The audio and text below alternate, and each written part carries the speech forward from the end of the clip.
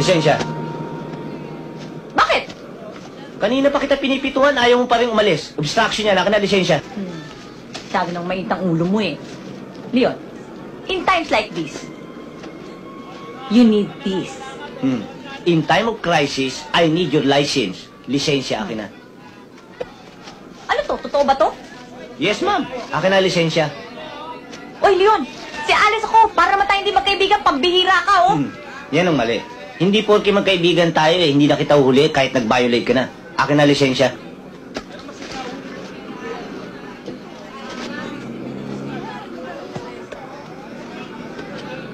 Mga pulis. Oh, eto lisensya ko. Pero ito sasabihin ko sa'yo. May nakaipit na ube dito sa loob niyan. Siguro naman, di mo na ako tutuluyan.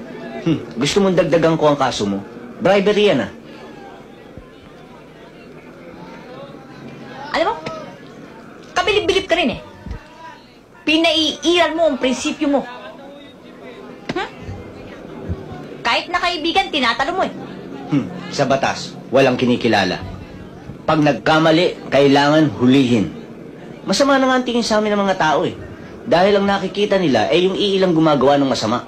Eh paano kami gumagawa ng mabuti sa aming kapwa? Kaya akin na lisensya. Lisensya. O yan, saksak mo sa baga mo, ha? Another case na naman yan ha. Assault on a person in authority ha. Sige na, masyado ka maraming satsat eh. Tikitan mo na ako, titikitan mo ako, no? Igalong mo naman ako kahit konti. Naka-uniforme ko eh. Maraming tao. Sige na! Mukhang badali ako, no? O yan na nga eh. Pirma mo na. Sakit ha?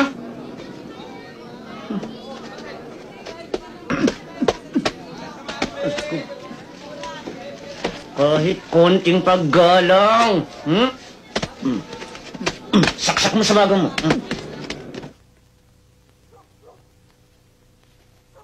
Alam mo, ang kapal ng mukha mo. Ang kapal mo talaga. Ha?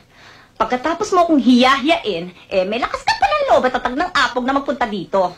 Ha? Siguro naman napag-isip-isip mo na talagang mali ka. No? Kaya ka nagsasorry ngayon sa akin. Tama ba? Ganun ba yon? Ha? Napunta ako rito hindi bilang isang pulis. Nagpunta ako rito bilang isang kaibigan at dumadalaw. Ganon. Kaya buong ningning mo namang inaasahan na pakikihirapan kita bilang isang kaibigan. Ganun ba?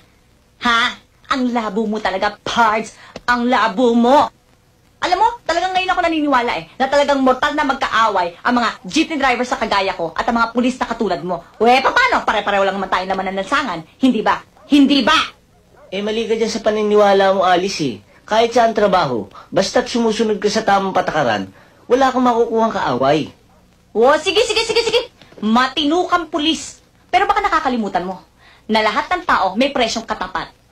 Siguro, nagkataon na maliit lang yung sinusuhol ko sa'yo. Kaya hindi mo tinanggap. Di ba? Yaan mo. Sa susunod, pag hinuli mo ko, Ninoy ang bibigay ko sa'yo. Kung mahuhuli mo ko. Pambihira ka naman, Alice eh. Masyado mong pinipersonal ang ginawa ko eh. Tawag lang naman ang tungkulin yun eh. Ngayon, para mawala ang init ng ulo mo, magpalamig muna tayo sa labas. May pera ka ba? Meron. Paano ka magkakapera? Hindi ka naman tumatanggap ng lagay. Baka nakakalimutan mo akinsi ngayon, sweldo. O yan na pa, inihintay mo. Tara na. Huwag mong hahawakan.